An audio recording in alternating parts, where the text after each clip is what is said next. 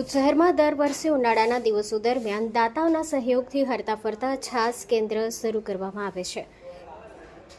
તે રીતે આ વર્ષે પણ હરતું ફરતું છાસ કેન્દ્ર સત્યમ સંસ્થા અને તાનારીરી મહિલા મંડળના ઉપક્રમે અને દાતાઓના સહયોગથી શરૂ કરવામાં આવ્યું।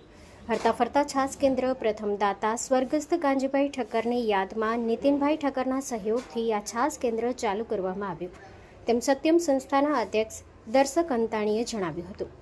દરમિયાન આજે વાહનથી વિવિધ વિસ્તારોમાં છાસ કેન્દ્રોનો પ્રારંભ થયો હતો, જેમાં સત્યમ સંસ્થાના અધ્યક્ષ દર્શકભાઈ અંતાણી તેમજ ભુજ નગરપાલિકાના કાઉન્સિલર, જૈન સમાજના આગેવાન અને જાણીતા યુવા અગ્રણી ધીરેનભાઈ લાલન તેમજ મહિલા અગ્રણી રામુબેન પટેલ, નરેન્દ્રભાઈ સ્વાદિયા તેમજ ભુજની શોર્ટ મૂવીના બાળ કલાકાર જીયા સંજય ત્રિપાઠી તેમજ શાંતિલાલભાઈ મોતા, સંજયભાઈ ત્રિપાઠી વગેરે ઉપસ્થિત રહ્યા હતા।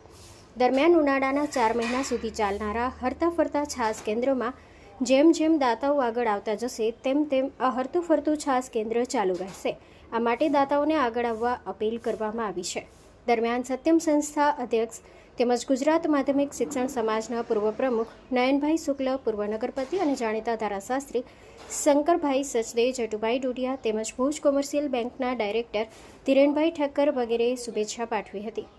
દરમિયાન આજે સ્વર્ગસ્થ કાંજીભાઈ ઠક્કરની પુણ્યતિથિ હોતા બાળકોને નીતિનભાઈ ઠક્કર તરફથી ભોજન પણ કરાવાયું હતું। દરમિયાન હરતા ફરતા છાસ કેન્દ્ર માટે લગ્ન દિવસ, જન્મદિવસ કે અન્ય તિથિ કે પ્રસંગો જે કોઈ દાતાઓની ઈચ્છા હોય તેમણે 1 દિવસ અગાઉથી છાસ કેન્દ્રમાં નામ નોંધાવવાનું રહેશે।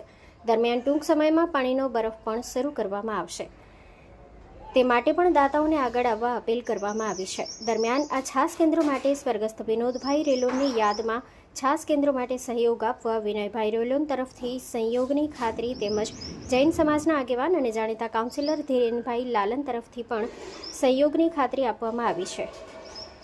આમ જેમ જેમ દાતાઓ મળતા જશે તેમ તેમ આ છાસ કેન્દ્ર 4 મહિના સુધી ચાલુ રહેશે। જનમિત્ર ન્યૂઝ ભુજ સતત આપની સાથે। ઉનાળાને પ્રખર તાપમાં ધ્યાને લઈને ભુજ શહેરની અંદર સત્યમ સંસ્થા અને તાનારીરી મહિલા મંડળના ઉપક્રમે અને અલગ અલગ દાતાઓના સહયોગથી ભુજ શહેરની અંદર 4 મહિના લગી હરતું ફરતું છાસ કેન્દ્ર શરૂ કરવામાં આવ્યું છે। 11મી માર્ચથી આ શરૂ થયું છે, જેમાં ઉદ્ઘાટન પ્રસંગે મહિલા અગ્રણી રામુબેન પટેલ, ભુજ નગરપાલિકાના કાઉન્સિલર અને જૈન સમાજના આગેવાન ધીરેનભાઈ લાલન, નરેન્દ્રભાઈ સ્વાદિયા તેમજ બાળ કલાકાર જીયા ત્રિપાઠીની હાજરીમાં આ છાસ કેન્દ્ર શરૂ કરવામાં આવ્યું છે। પછી જેમ જેમ દાતાઓ મળતા જશે તેમ તેમ આ છાસ કેન્દ્ર ભુજ શહેરની અંદર 4 મહિના લગી સુધી ચાલુ રહેશે।